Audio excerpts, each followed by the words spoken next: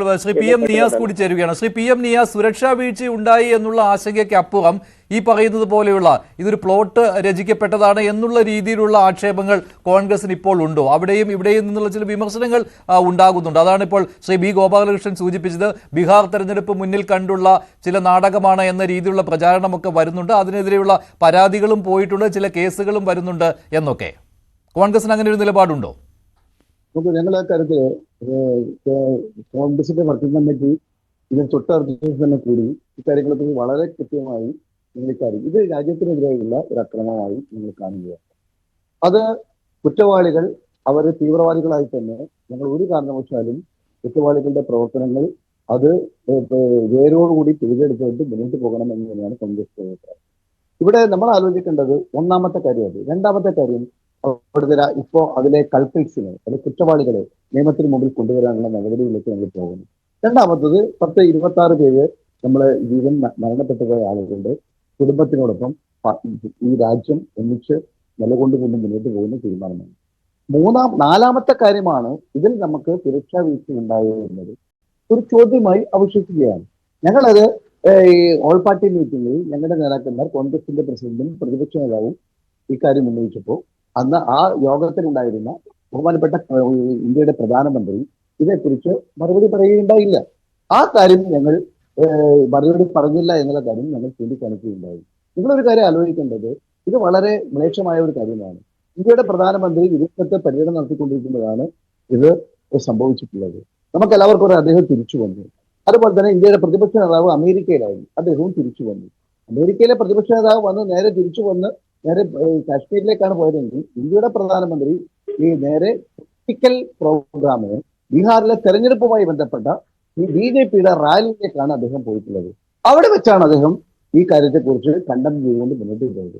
അത് ശരിയാണോ എന്ന് നമ്മൾ ആരെങ്കിലും ചോദിച്ചു പോയാൽ ഗോപാലകൃഷ്ണന്മാരെ പോലെയുള്ള ആളുകൾ പറയും അത് ഞങ്ങൾ രാജ്യവിരുദ്ധമായ നിലപാടാണ് എടുത്തത്. ഞങ്ങൾ ഇപ്പോഴും പറയുന്നു ഇന്ത്യയുടെ പ്രധാനമന്ത്രി പോകേണ്ടത് മരണപ്പെട്ടു പോയ ആളുകളുടെ ബോഡി കാണുവാനായിരുന്നു.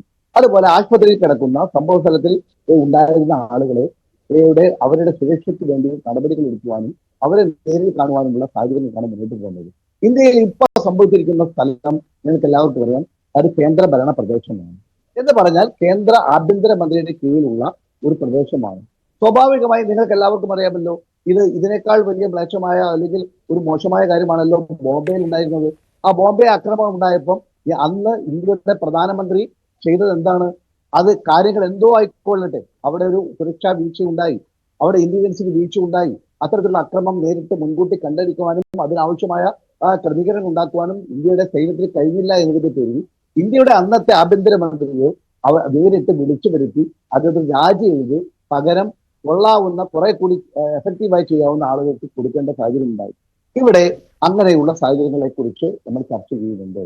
അത് ചർച്ച ചെയ്യാതിരിക്കുന്നതിന് കാരണം എന്താണ്?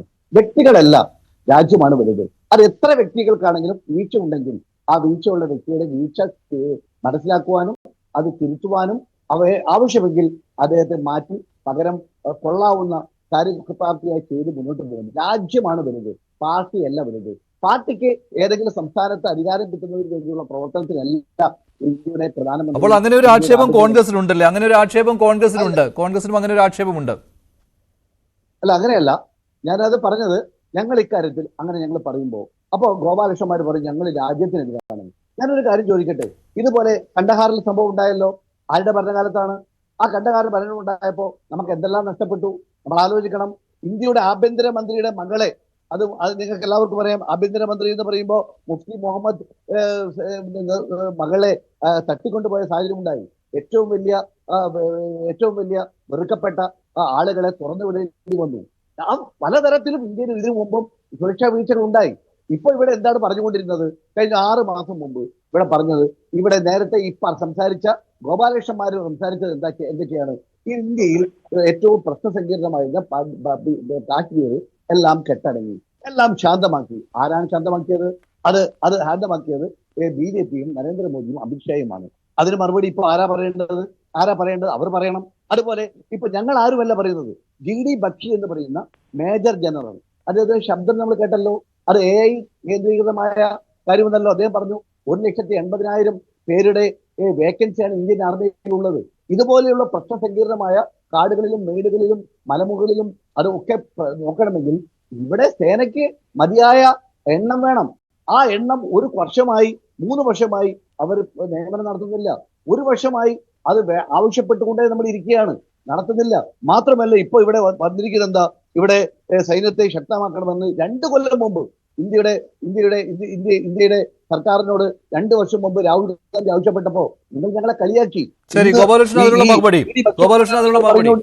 ഇതൊക്കെ വളരെ പ്രധാനപ്പെട്ട ആശങ്കയുണ്ട്, കോൺഗ്രസിന് ആശങ്കയുണ്ട്. അല്ല, ഒറ്റ വാചകം ഞങ്ങൾ ഇക്കാര്യത്തിൽ പറയാം. എന്തൊക്കെ പറഞ്ഞാലും ഇന്ത്യയിൽ നിന്നും ഈ ഇത്തരത്തിലുള്ള തീവ്രവാദികളെ, അത് ജാതിയോ മതമോ ഒന്നും നോക്കാതെ ആര് ചെയ്താലും അത് അതിശക്തമായി നിലപാടെടുത്ത് അതിന്റെ ആരാണോ സ്പോൺസർ ചെയ്യുന്നത് ആ സ്പോൺസർ ചെയ്ത ആളുകൾക്കെതിരായി അതിശക്തമായ നിലപാടെടുക്കുവാനും പാകിസ്ഥാൻ ചെല്ലുമ്പും കൊടുത്ത് പറഞ്ഞു വിട്ടവരാണ് എന്ന കാര്യത്തിൽ സംശയമില്ലല്ലോ. ശ്രീ ബി ഗോപാലകൃഷ്ണൻ മറുപടി. പാകിസ്ഥാനെ പാഠം പഠിപ്പിക്കേണ്ട സമയമായി. ശരി, ബി ഗോപാലകൃഷ്ണൻ മറുപടി. ശ്രീ ബി ഗോപാലകൃഷ്ണൻ.